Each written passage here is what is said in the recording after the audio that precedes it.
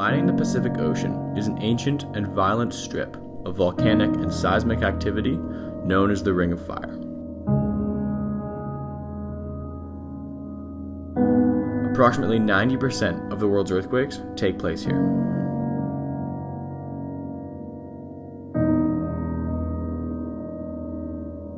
Vancouver is located right in the center of it.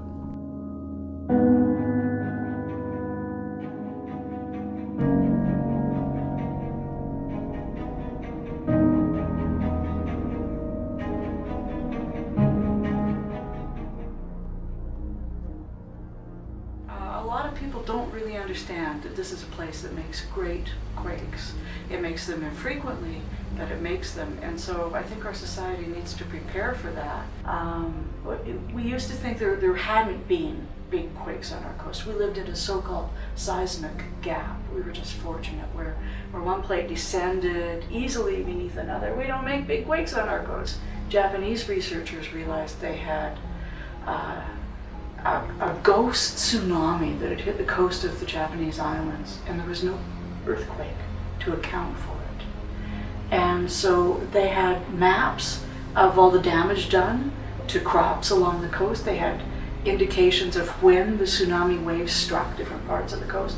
And they started working with some researchers from Washington State. They worked backwards and realized the Great Quake came from our coast.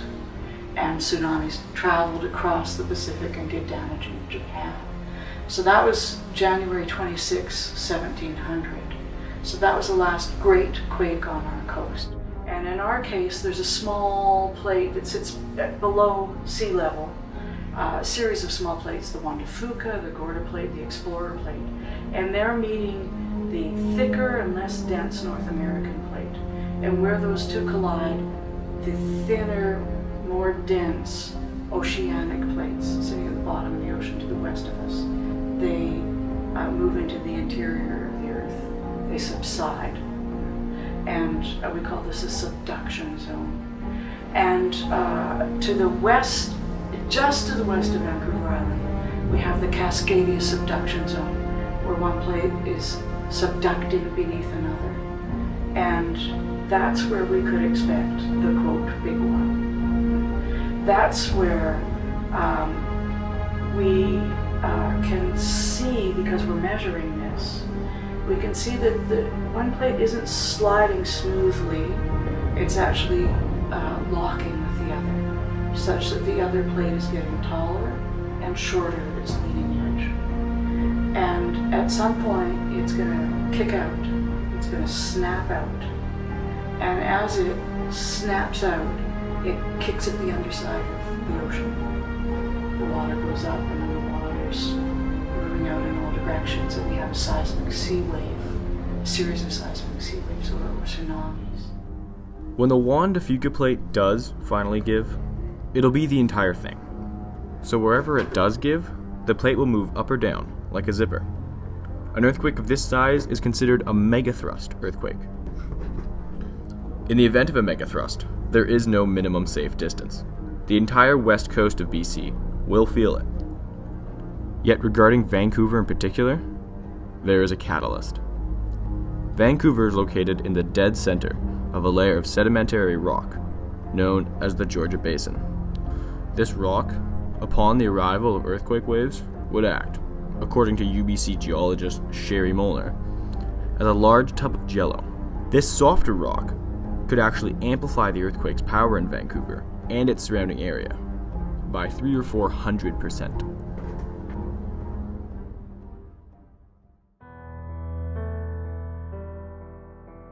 Chile, 1960. The most powerful earthquake ever recorded, reaching 9.5 on the Richter scale.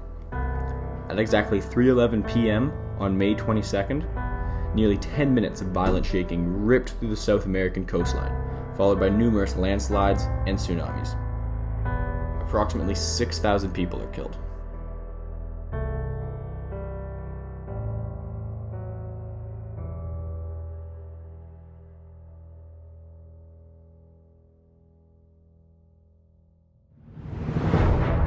In more recent memory, Japan, 2011. A 9.0 earthquake rocks their eastern coast, triggering one of the deadliest tsunamis in modern history. Close to 25,000 people are killed, injured, or still missing to this day. And to make matters worse, the disaster causes the nearby Fukushima power plant into a meltdown, forcing another 200,000 people to evacuate. So, is a disaster of this scale brewing right under our feet? In BC, there are earthquakes nearly every day, with usually more than 300 a year. Thankfully, most are relatively small, rating in at about 1.5 to 4.0 on the Richter scale. The vast majority of these aren't even felt by the ordinary person, only causing very minor shaking. However, on October 28, 2012, a 7.8 earthquake, followed by about a dozen relevant aftershocks, hit Prince Rupert in northern BC. And at that magnitude, the shaking would have been felt. An earthquake of this magnitude is nearly equal to the Nepal earthquake in April of 2015, which killed over 9,000 people. Many experts are predicting a 9.0 or greater earthquake to hit Vancouver, roughly 900 times more powerful than what hit Prince Rupert. Imagine it's an ordinary day in Vancouver. People are going about their daily lives. Then, it hits. After hundreds of years, the Wanda Fuca plate finally gives. A massive, groundbreaking 9.0 earthquake shreds through the coast of BC and Washington. When it reaches Vancouver, the Georgia Basin only amplifies its effects. The increasingly violent shaking is immediately noticed, and citywide panic ensues. To the west, the Ruskin Dam quickly goes offline, and much of the lower mainland loses power as a result. Burrard Thermal, a natural gas plant in Port Moody, will likely kick in, trying to fill this gap, but it too goes offline after a short while. Fires begin to sprout up across the city as gas lines are severed. Cell service also goes down as towers experience damage along with the network being overloaded. But how would the Lions Gate Bridge hold up? The vast majority of structures across BC considered to be critical have received substantial seismic resistance upgrades. Unfortunately, according to Kevin Baskin, Chief Engineer to the Ministry of Transport and Infrastructure, these are designed to withstand between 6.5 to 7.0 magnitude quakes. There is no such thing as earthquake-proof, and 7.0 doesn't even come close to the sheer power of a megathrust earthquake. Although impossible to know for sure, it is a very real risk that large sections of the Lions Gate Bridge could collapse. The downtown area would also not get through unscathed. Due to the Georgia Basin, it is almost impossible to predict exactly what will happen, but it is beyond reasonable doubt that there would be heavy damage to even the most well-constructed buildings.